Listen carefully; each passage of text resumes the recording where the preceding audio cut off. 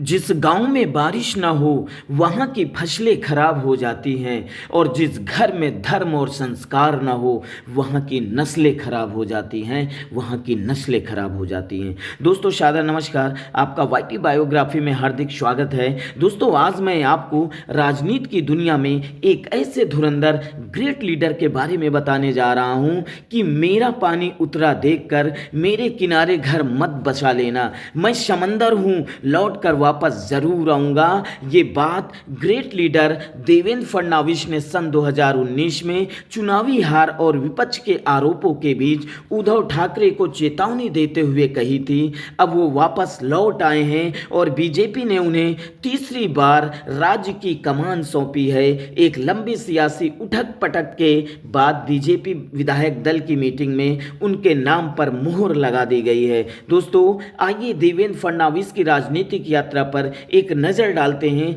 मौजूदा समय में फडणवीस न सिर्फ महाराष्ट्र के सबसे मजबूत बीजेपी चेहरा हैं बल्कि राज्य की राजनीति में एक अहम धुरी के रूप में अपनी पहचान बना चुके हैं। वो पहली बार 2014 में महाराष्ट्र के मुख्यमंत्री चुने गए थे और 1972 में वसंतराव नाईक के बाद अपना कार्यकाल पूरा करने वाले पहले मुख्यमंत्री बन गए। देवेंद्र फडणवीस ने तब इतिहास रच दिया जब वह राज्य के 59 वर्षों के इतिहास में पहले गैर कांग्रेसी मुख्यमंत्री बने जिन्होंने पूर्ण कार्यकाल के बाद दोबारा सत्ता हासिल की।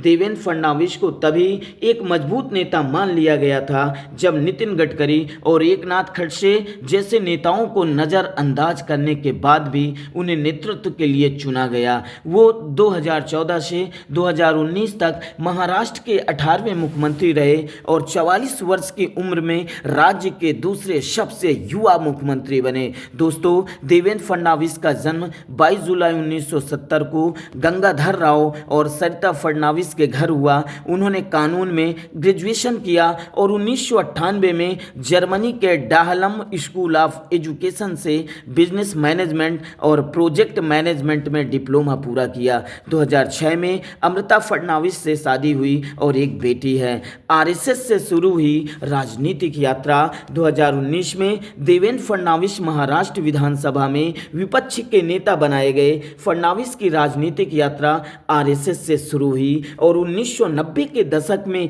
अखिल भारतीय विद्यार्थी परिषद एबीवीपी में शामिल हुए। 1992 में नागपुर के रामनगर वार्ड से पहला नगर निगम चुनाव जीते और वर्ष की उम्र में सबसे युवा पार्षद बने। दोस्तों 1997 में फडणवीस नागपुर नगर निगम के सबसे युवा मेयर बने और दूसरे सबसे युवा मेयर भी बने। उन्होंने 1999 से 2004 तक लगातार 3 बार महाराष्ट्र विधानसभा के सदस्य के रूप में काम किया। दोस्तों 2001 में देवेंद्र फडणवीस को भारतीय जनता युवा मोर्चा का राष्ट्रीय उपाध्यक्ष नियुक्त किया गया। 2010 में भाजपा की महाराष्ट्र इकाई के महासचिव बने और 2013 में राज्य इकाई के अध्यक्ष चुने गए। 2019 में नागपुर दक्षिण पश्चिम विधानसभा सीट से फिर चुने गए। एनसीपी ने अजीत पवार के साथ गठबंधन विफल होने के बाद मुख्यमंत्री पद से इस्तीफा दे दिया। जब 80 घंटे में अजीत से गठबंधन टूट गया, इसके बाद एकनाथ शिंदे के साथ बीजेपी ने सरकार बनाई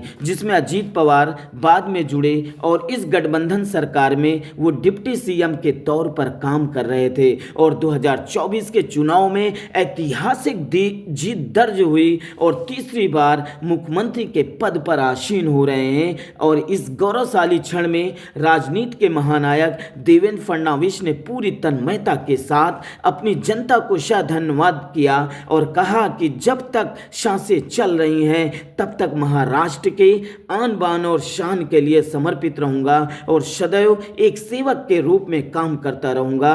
दोस्तों महाराष्ट्र के ऐसे बोल्ड एंड ग्रेट लीडर को सैल्यूट करता हूं जो लाखों करोड़ों लोगों के प्रेरणा और ऊर्जा के स्रोत हैं। आई होप आपको ये वीडियो पसंद आई होगी, तो प्लीज चैनल को लाइक एंड सब्सक्राइब करें। Thank you so much watching for my video. जय हिंद, जय भारत, वंदे मातरम।